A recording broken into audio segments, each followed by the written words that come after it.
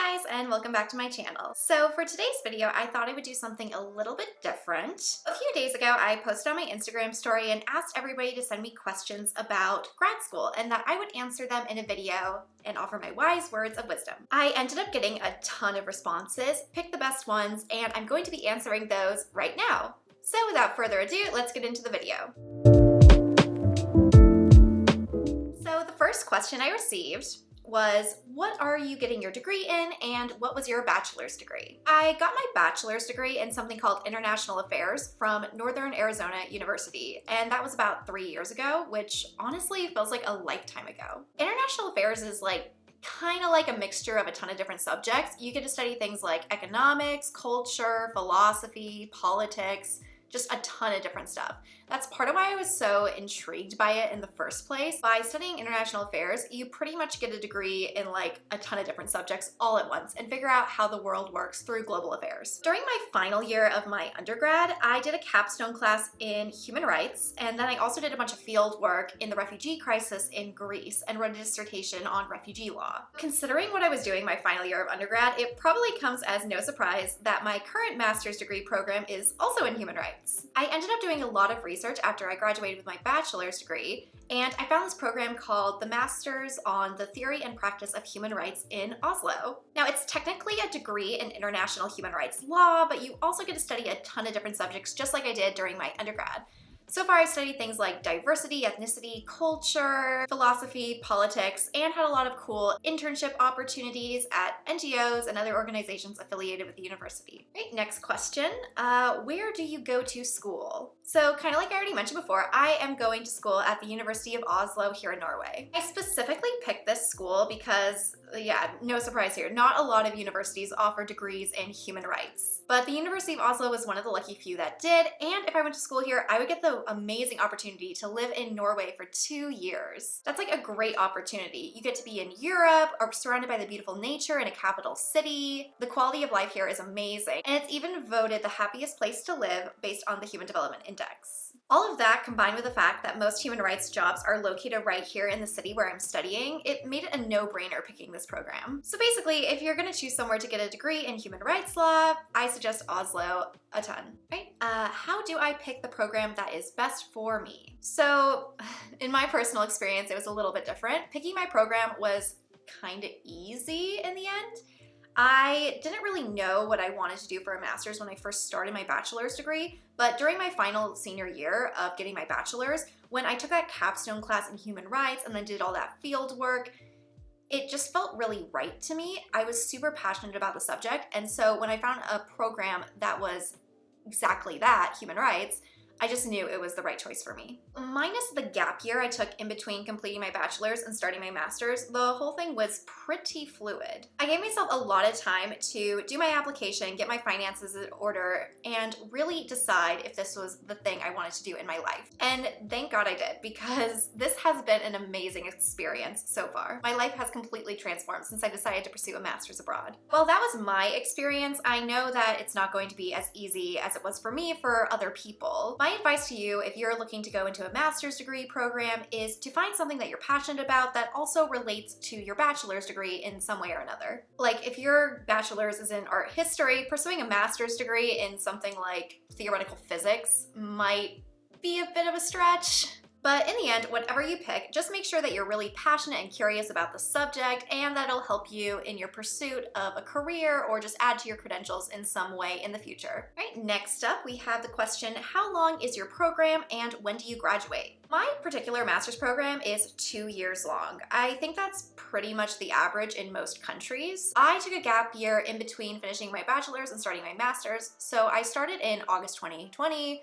Not really the best time to start going to school, I know, but that means I'm scheduled to graduate in May 2022, which is really soon, right? How do I pick the right grad school for me? So picking the right grad school involves a lot of different components. The first thing to consider when picking a grad school is to make sure that they offer a degree that you're interested in. You should also probably go online and check the ranking of the school compared to others. It's always a good idea to get the opinions of students attending that school as well as professors to get a good gauge of what the college life is in that area. Speaking of areas, you're also going to want to look at the geographic location of the school and decide if that's a place you want to live for the next next 2 years of your life. After all, it's going to be your home away from home for quite a while. And lastly, I would also suggest looking into the cost of living in the area as well as tuition costs. Nothing would be worse than finding the perfect school and perfect program only to discover that it's a bit too pricey to attend. Oh, here's an interesting question. How is the workload compared to undergrad? So my answer might be kind of surprising and not really what most of you would expect, but I'm finding the workload in my master's program to be less than in my bachelor's,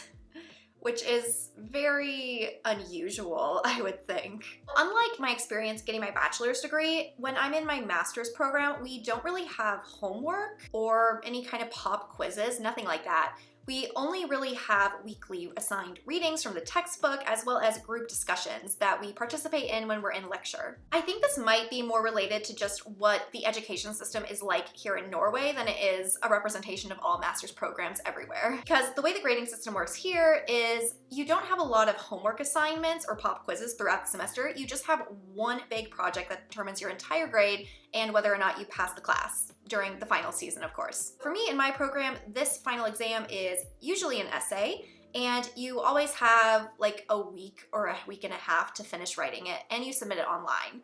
So it's always been a take-home exam. I think that started with the pandemic, but it's really helpful. You have a lot of time to do your research and write the perfect paper, and hopefully if you've been attending class and participating in the weekly readings and discussions, then you should pass no problem. Another thing that I thought was really interesting is that I attend class less frequently in a master's program than I did during my bachelor's. In my bachelor's, I usually would attend 5 classes a semester, 2 times a week each, but here I have 3 classes a semester that I attend once each week. The time spent in each class is a lot longer here in my master's program. It's like 2 to 3 hours for each class, but it is still less frequent than in bachelor's, and it does give me a lot more free time. So yeah, surprisingly, all in all, I have a lot less of a workload in my master's program than in my bachelor's, but when it comes to finals, it's a lot more stressful on the master's level. Okay, moving on.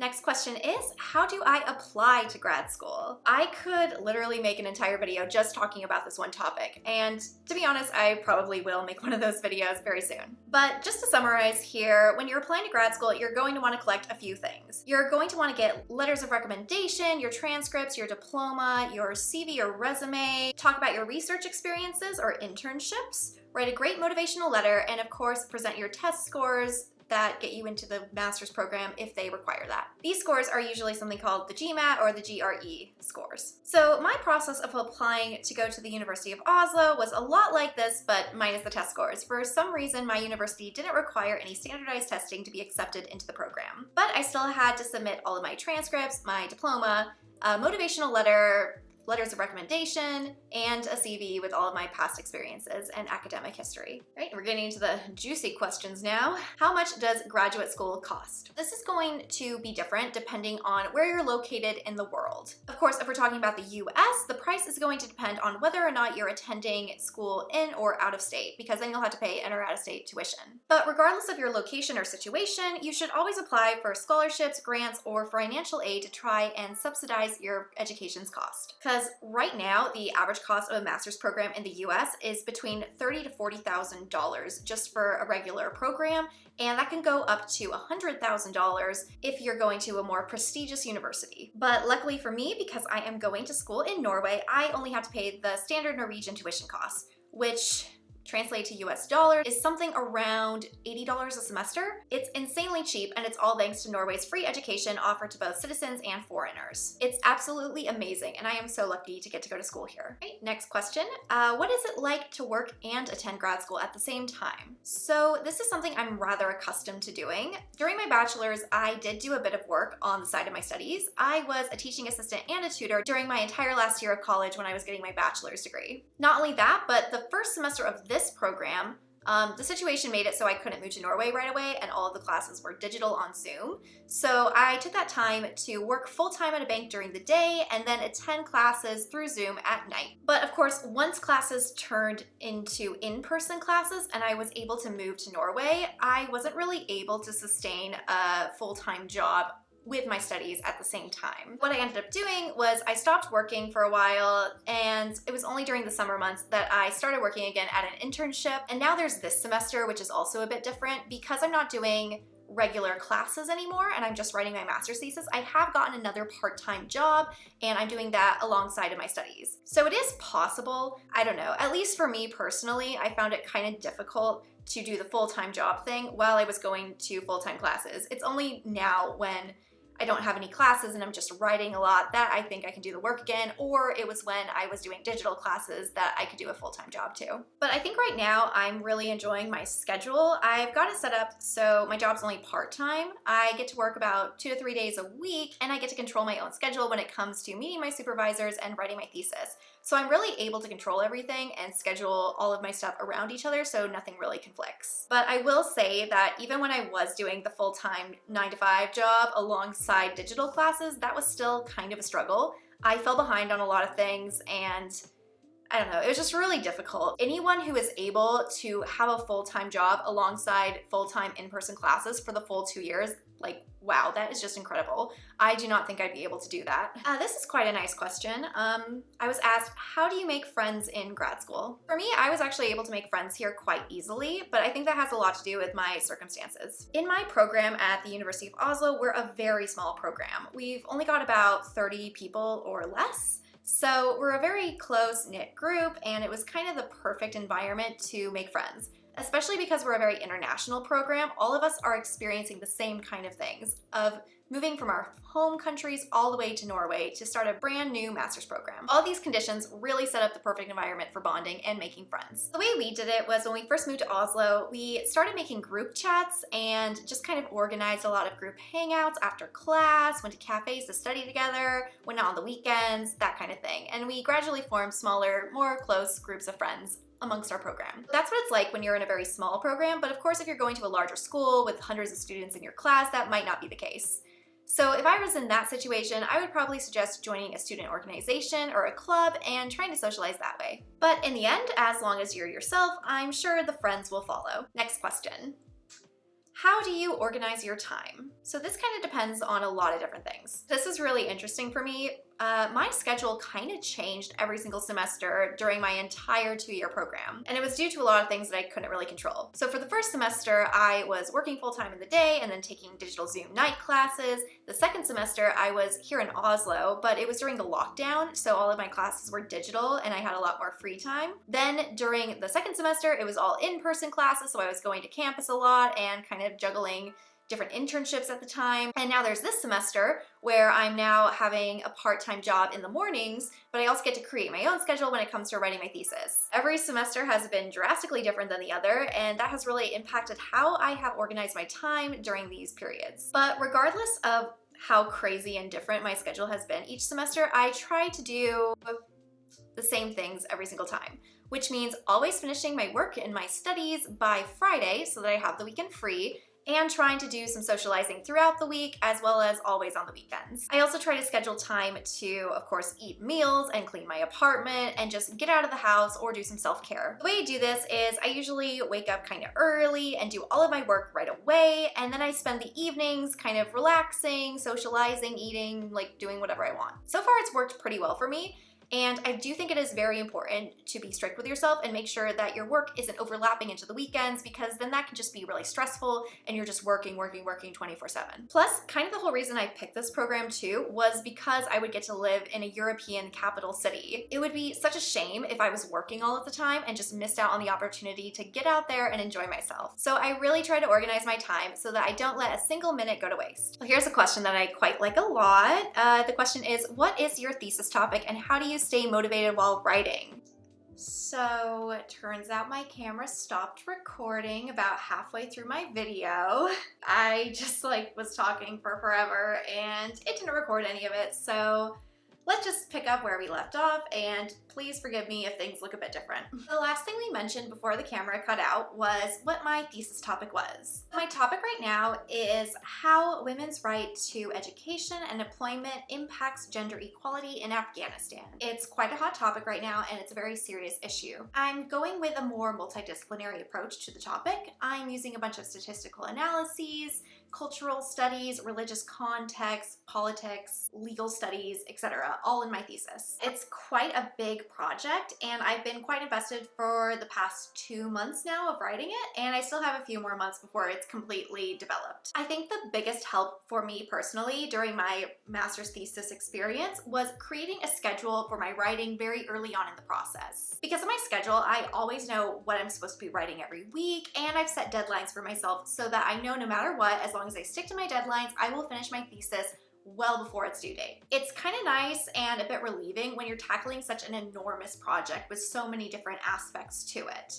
By breaking it up into smaller parts and having mini deadlines and scheduling all my meetings with my supervisor, I feel a lot calmer and comfortable knowing that things are going to work out okay, and that no matter what, if I stick to my plan, I'll finish. Another thing that I found very helpful in the process is trying to switch up what you're writing about. Now, that doesn't mean switching your topic every few weeks, that would be crazy. It just means, for example, if I spend a few days writing the legal analysis part of my paper, the next few days I'll spend writing about the cultural aspects of the country. That way, even though you're writing about the same topic and working towards the same goal, you're sort of breaking up the boredom of writing about the same topic and focusing on other areas of your study. And my final piece of advice for those out there who are writing their own master's thesis is to pick a topic that you are passionate about. Otherwise, you're going to get burnout, you're going to get really bored of your topic and not want to finish. If you pick something that you're passionate about, odds are you'll be super motivated to continue writing and you'll actually graduate on time. The next question on our list is, what is your dream job after graduation? For me, I can see my life going in one of two directions after graduation. Ideally, I would be staying in Oslo and working in some kind of human rights related field of work. There's a lot of jobs like those in Oslo. It's kind of the center for human rights work. I could see myself working at the Norwegian Refugee Council, maybe an NGO or a charity. I could even work as a consultant or an analyst for human rights fields. I've done an internship where I was a human rights consultant for a sustainable development firm in Norway, so maybe something like that could be a great path for me as well. If, of course, I don't end up in Oslo, I think another dream job of mine would be definitely moving to Washington, D.C. and working as a foreign service officer or some kind of consultant or analyst in a political job there. But regardless, I am very much looking forward to the future, and I think when it comes to careers, the sky is the limit for me. I'm just really excited to see how it all turns out. And last but not least, we have the question, is it worth it? This is probably the biggest question that master's students get asked all the time. And to be honest, the answer really depends on the person and their situation. For me, I 100% think it was worth it. Oh my God, yes. For me, most jobs I was interested in already required a master's degree to come in on an entry level, which is not ideal, but I knew no matter what, I was gonna have to do a master's program at some point or another. I found a program that was related to my bachelor's degree and that I'd already taken classes in, and I found one that was affordable and in a wonderful location that I always dreamed of living in. I am so happy that I made the decision to pursue a master's degree here in Norway. I've made so many friends, I've learned so much about human rights, I've gotten to live in Europe, I've traveled so much and had these great internship opportunities that I don't think I would have gotten anywhere else. But while going to grad school is definitely the right decision for me, if you're considering going to grad school, you're going to have to ask yourself, why is it that you really want to get a master's degree? You're going to want to ask yourself questions like, can I afford it? Is this something related to my bachelor's degree? Will this help me with my career in the future? And am I passionate enough about studying to go 2 more years of school? And of course, if you're able to answer all of these questions confidently, then I'm pretty sure grad school is for you and you should get out there and start applying. But anyway, that concludes this video and this Q&A about my experience in grad school. Thanks so much for watching. And if you guys enjoyed this video, be sure to give it a big thumbs up and subscribe down below. If you have any more questions about what it's like to be a graduate student or pursue a master's degree, you can leave me a comment and I will try to get back to you as soon as I can. But other than that, thanks again for watching and I'll see you all next time. Bye guys!